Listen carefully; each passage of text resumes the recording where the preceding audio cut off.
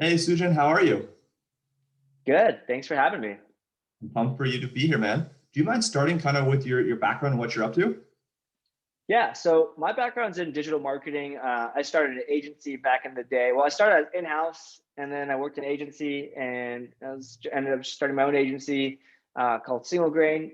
And we work with all sorts of interesting startups and companies, and um, the best ones were SaaS. And so I was like, I need to get on that side of the world. Like I'm helping these companies grow, and they pay me well, but I need to be on the owning a SaaS company. So I sold a business, took a job with one of my clients, moved to Minnesota from SF, opposite commute to what most people do in life. Froze my ass off for a few years, and during that time, just like I was a VP of marketing, and on nights and weekends, I would just like test stuff. I'd be like growth hacking, and I wrote a book called 100 Days of Growth. Ended up selling about 50,000 copies of that over the last 5 years. Most of that was like the year one and two, but and I used that to kickstart my email list, um, and launched Mailshake. And so the original plan was join this company, be here for 5 years, be on the executive team, learn how to operate a SaaS from non-marketing. I knew marketing, I just didn't know the other stuff: product, sales, customer support, like ops, finance, of all that stuff. Right? I was like really weak on that part. So 6 months in, I built Mailshake, and definitely was not an overnight success. It took us about a year and a half to like get to product market fit. And during that time, I got impatient, and my partner and I were like, well, like building a SaaS company sucks, takes forever. Let's go buy them. Like just go buy our way out of this shit phase, which is like product market fit forever, right? Like as a marketer who can scale, you're not always the best at product market fit, because some of the stuff, like no matter how awesome my copy is or my conversion rate is, if my product doesn't work, it doesn't work, right? Like if there's friction there. So I guess long story short, I bought like a bunch of companies. I think over the years I bought 9 companies. So we built two. I bought yeah built two. Mailshake and Narrow. Mailshake's still around. Mailshake's the pretty much the biggest one. Took the longest to actually get off the ground. And during that time, I bought 8, and I partnered with somebody on an agency, and then I actually just got out of that, meaning sold it and sold a bunch of companies. Now we have, in my day to day, I manage 4 businesses, and hopefully soon in the next month it will be 3. Okay, nice, man. A Yeah. lot to unpack. Can we talk about Mailshake for a second? Not asking for revenue, but like team size, number of clients or people using the platform. Is there anything you can share there in terms of like the impact that you're having? Yeah, so team is about, I want to say 23 people, and we've got like 7 or 8 job recs out. So we're growing very rapidly in terms of team. We're bootstrapped, no outside money. I think I put in 150K into it, maybe a little bit more in sweat equity or like rolling in some revenue there, but that's really it. And then we use that to get to revenue. We did a couple AppSumo deals to generate another few hundred grand as like seed funding for ourselves, right? To grow and build a product. We've got about 40,000 or so active users Wow. using the platform. Um, and yeah, I mean, I think, probably think the number is like 6,000 plus companies, something like that. I forgot exactly the number, but I know it's 40,000 users. That's incredible. Congrats on that. In terms Thank of you. that business and the others that you're running kind of day to day, whether it's your own tools or other tools, like can you talk to us about tools that have been really helpful, whether it's a project management tool, whether it's this that tool, or any couple tools that stand out? Yeah. So the good thing about running multiple businesses is that when you face a problem once, you can generally solve it for all your companies, right? Um, Unless you have like a massive outage in that one tool that you use, which sometimes happens too, like AWS going down. Like who would have thought? Um, but yeah, so we use Jira. So we started off with like spreadsheets and like really simple structure, right? So high level, we use EOS, Entrepreneurial Operating System, by Gino Wickman, from this book called Traction. That's our process for getting what's our 10-year target, what's our goal for the year, like what's our rocks? And rocks are kind of like similar to OKRs. Like, what's the big thing that we're trying to like move up the mountains? And the analogy is like, would you rather move a rock or a pebble or some sand? Move the big things, the stuff, other small stuff will kind of usually move away or be irrelevant or move along with it. And so we use that. We use on the marketing team, we use Trello for all of our content. It really is now just Atlassian, I guess. Slack for all of our communication. Zoom. None of the stuff is really sexy. Jira for all our dev and kind of org. But I think the real magic is that we use this EOS system and really like simple spreadsheets. We use Pipedrive for our CRM and HubSpot for kind of also parts of our tracking. So that's in one platform. And I would say the stack is somewhat similar. Some companies we use Drift, some other companies we use Intercom. In Mailshake we use Customer IO. I think the vanity of so I've been on this, like I've been in marketing for 20 years. The conversational marketing trend with chatbots and chat, awesome, rose up, and then everyone did it, and then it's like not going lower to what than it started. But we tested actually at Mailshake, we actually tested and beat the chatbot's conversion rate to booking a demo, a phone call, with just a booking a demo option directly, right? Like, so like we found out that we wanted to do a call. Everyone who wanted to chat actually wanted to talk to somebody. So instead of trying to circumvent this, like, hey, what are you here for? What's your name? Tell me this, tell me that, tell me that. You want to call? Here's the form, fill it out. Most simple information you would need. Boom, convert. So anyways, test a lot of stuff. In some other companies, we did that exact same test and it didn't work. So, sometimes you have that. So, but yeah, I think that's kind of my general stack. I like to keep things super simple in terms of like, the right strategy, the right execution is more important than the actual specific tools you use.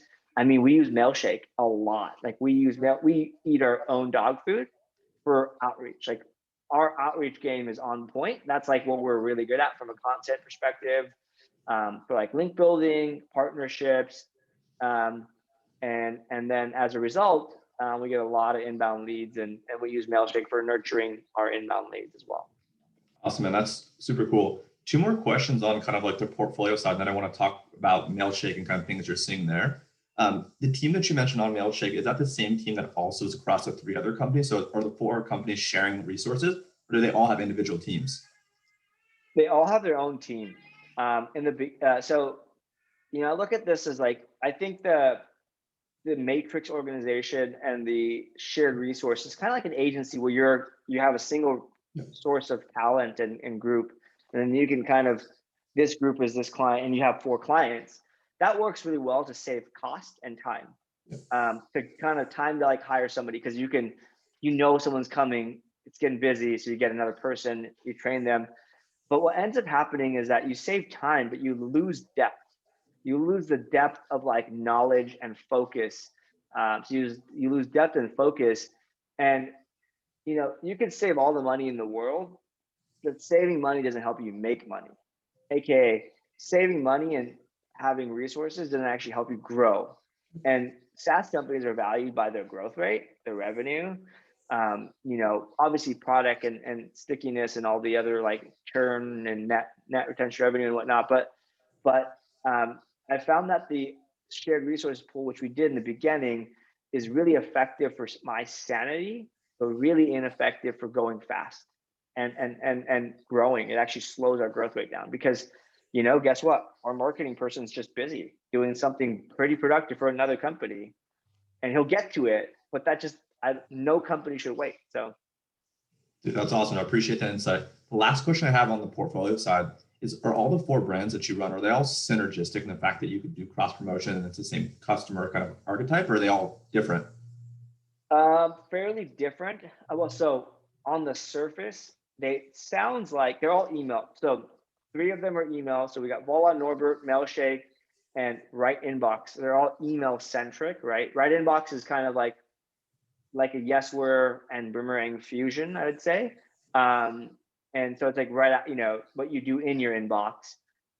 Voila Norbert is how you find an email address, and Mailshake and Voila Norbert kind of have a, like, Norbert provides a service to Mailshake, and Mailshake pays for it. We're a customer of ourselves, and we do some, co-marketing and whatnot.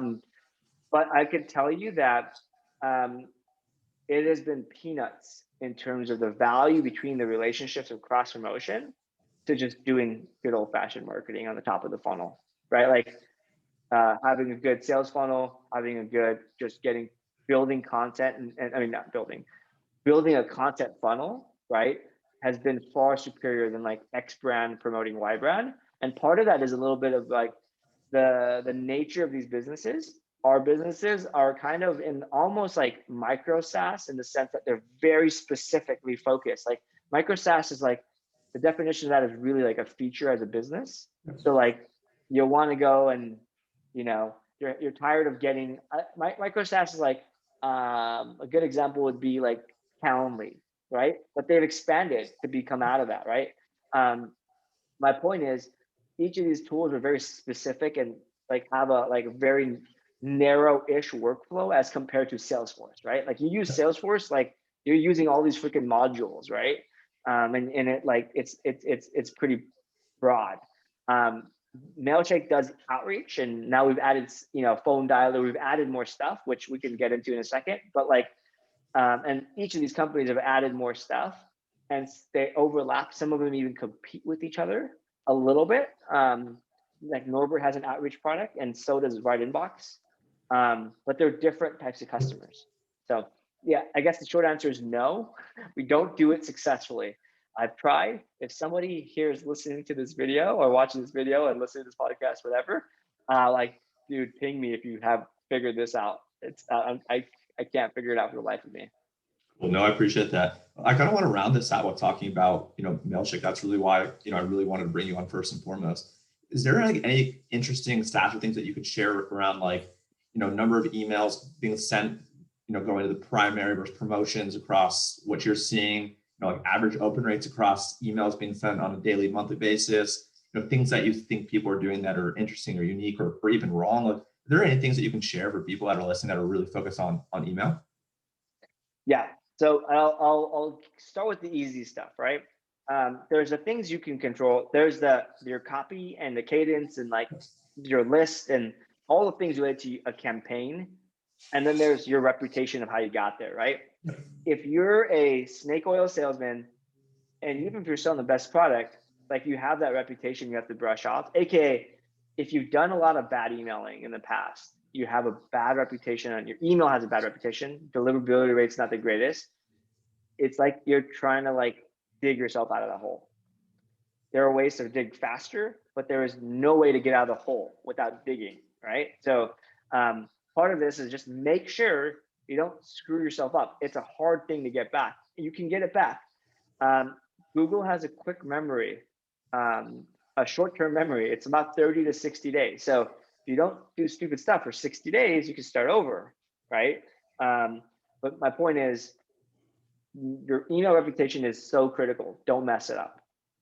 I think the simple things people do wrong is they don't spend enough time filtering their prospect list. Like they scrape a bunch of emails from LinkedIn, they use some tools, they put things together.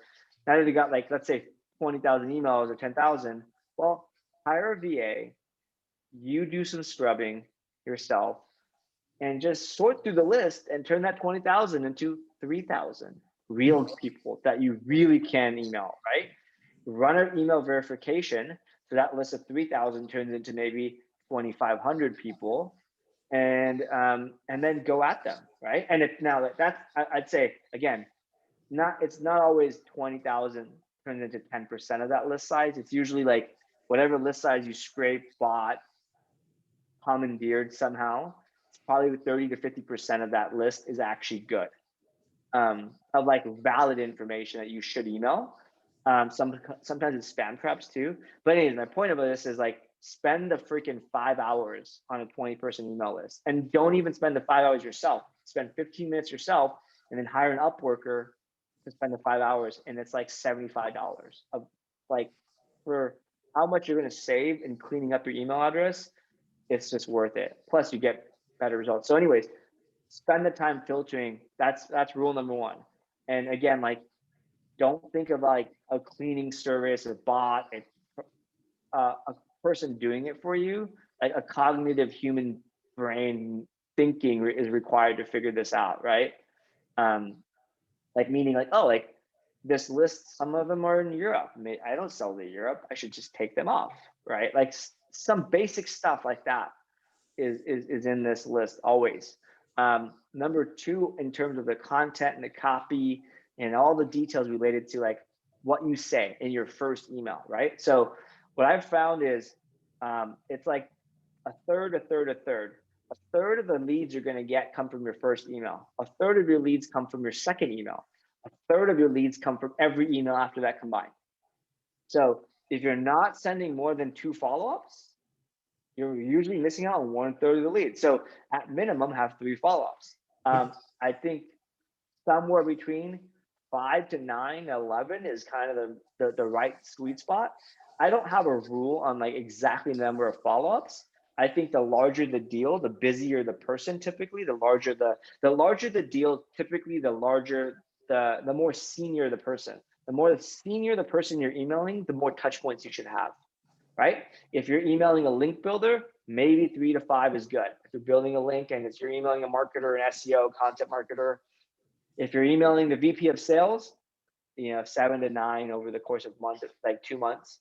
If you're emailing the CEO, don't stop. Like go do like 11, 12, and maybe the last couple are like spaced out 6 months apart, 3 months apart, right? Because you just maybe got in a bad cycle, bad quarter, what have you, right? What's not important to me today as as the head of Mailshake might be really important. It's like a fire in 3 months, right? You don't know. So I think it's optimize the cadences to the seniority of the person, and simple is more senior, more cadences. That being said, don't follow up with like, hey, I wanted to follow up. I just wanted to follow up. That's your actions, not your words. So when you follow up, you are just following up. Say something good now, right? Like, and if you do say something good, whether you connect with them on a personal level, on a professional level, you solve their professional problem. I always like to I like to always give context. Like if you like, I don't know if you like sports, but like if I said, oh man, the Rams are awesome. Maybe you and I like the Rams. I don't even know anything about football, so I don't know why I'm using football, but let's just say we both love the Rams. Well, cool. But if I'm selling you something, like I'm from Mailshake, I'm selling you Mailshake, and you're like, no, we're good. We don't need this. It doesn't matter how much you love the Rams, still not going to buy from me. So try to hit the actual problem that person is going to solve, right? And the closer you can personalize to that, the better it is. And the reality is you don't actually have to personalize a lot. You have to be in the right category, right? So if I'm selling to a VP of sales, they care about their quota for the quarter. They care about generating revenue. They care about operations a little bit, like less meetings. Maybe they take a lot of time out, or maybe you found a new thing that can make them generate more revenue, right? Like hit the categorical right things. If I'm a CFO, I care about money. I care about my P&L. I care about, like what do CFOs, you can Google that answer, right? Like what do CFOs care about? Go talk to CFOs and figure that out. My point is in that like somewhere between 9 and 11 follow-ups, send them something helpful that can help in those one of 10 categories that you're going to actually solve for. So it might be an article. It might be a template, right? Like, hey, I was thinking, if I'm emailing a CFO, I'm like, hey, I just came across this P&L template about like how all SaaS companies are calculating churn wrong. Are you using this? How are you calculating churn? And let's just say I'm selling Mailshake. It has nothing to do with this thing, but I still appeal to them on a category level, right? Yes. Now, hopefully I'm close to that template, right? But even if you're not, it's okay. So again, always add value. I always find templates, blog posts, and kind of helpful things to be valuable. Always send them links. And then let's go back to your first email, right? 33% of your leads come from this first email. Personalization is key, but not personalization as in like You have to get every little detail about them right. I think people overemphasize the amount of personalization you need. You need to personalize the first sentence, and you need to make the last sentence should be the call to action specific and easy, right? It should be a yes, no type of thing, without actually saying yes, no. Like, just let me know yes, no. Like, that's not helpful. What I mean by the first sentence, let's just talk about that. The first sentence should just be about what you think their problem is and how you can help them, right? Or like how you're like, are you dealing with this? I often find like a question is a good first sentence, because subconsciously, psychologically, the person on the other end's like yes or no. If they say no, you're not going to get a response. You're not going to hear from them. But if they say yes, they keep reading, right? And the other part of this is that when it's a question, um, in the preview, the inbox is shown too, so they kind of know that they're going to get it before they actually open it. And the other part is also on mobile, which if you're, again, the more higher up you are, the more likely you are checking your emails on your phone. Yep. In the morning and the evening, right? And so let's just assume you're going to email someone during those times. So just make it mobile friendly, and the preview is way larger on a phone, typically, and so you can actually see the first sentence, or most of that first sentence. So ask a question. Again, if you're emailing, let's just say you have a service that sells to many, right? Mailshake is used by salespeople, marketing people, agency owners, people doing link building, press release, a PR, and pitching new launches or whatever. But like, if I'm emailing a bunch of people, I can just personalize the PR stuff, the PR people to get a PR related question versus the salespeople getting a sales related question. So categorically personalized. Obviously, one-to-one personalization is greatest. Yep. I'm not even going to try to say you should do that. You can. It'd be awesome if you did. I know most people are not going to put in the work. So just get the category right. And again, keep your emails short, right? Social proof, introducing yourself, that's all a waste of time. Hi, I'm Sujan. You know that because my email name says Sujan on it. Like, you don't need to know my name again. Like, we've got, 50,000 customers. Cool. That's the subject. Your signature, your email signature should be your social proof, right? Like, how in like a landing page, they have social proof above the fold, right? You should like logos of companies, maybe places you've been featured on, how many companies you serve, whatever. All that stuff goes in your signature, right? How many G2 reviews you've got, like whatever, right? Like XYZ case study that you're going to link to. And by the way, you should always have that. Always have social proof in your signature, but leave that for your signature, because the first thing that happens when somebody opens an email is that they look to, like, their eyes literally go to the bottom and who the fuck is this? Oh, whoa, they work with Microsoft. I'm intrigued for a millisecond, right? So try that. And again, like, instead of trying to put that in your email, you can keep your email really simple. Sentence number one, sentence number two, end of paragraph, call to action. You technically could send an email in 3 sentences. Problem, whatever the hell you're going to sell them, your solution. Want to jump on a call? Can I send you more detail? Like, can I send you more detail is like one of those, like, why the heck would I say no to that, right? You kind of know you're setting yourself up for it, but like, if you intrigue them, maybe that's something like, so my favorite, I think Paddle is a good company. Paddle is like a payments processor, like competitors Stripe. Their emails are pretty damn good. And I know this because they're a Voila Norbert customer, and like they work with me to kind of formulate their list, and they've showed me their copy. I'm like, wow, this is really, really good. And it's what it is like, they know you're using Stripe or some other format, because guess what? You can use like a tech lookup and see anybody's, like, any Stripe key API, right? Or FastSpring or whatever like payment processor you're using.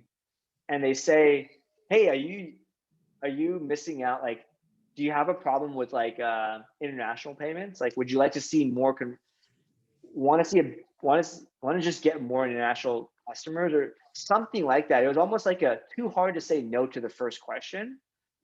Then the second question is about like, Tyler does all the optimization for you and localization. So they have some cool thing. But anyways, I'm not actually a Palo customer. I use Stripe, but they almost sold me, right? Um, but anyways, it's such a good thing. It's like, why do I not want more money? Sure.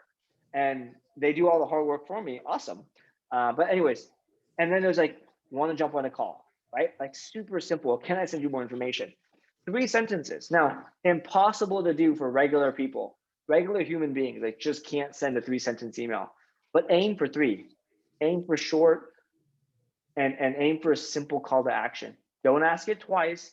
Don't talk about, I was wondering if you would. Just go for the kill, and talk to me. Talk like your email should be a similar to a conversation you would have in person, like at a networking event. Hey, I'm blah blah blah. Okay, you got that because you sent the email. That's the name and the subject line. That's what you do.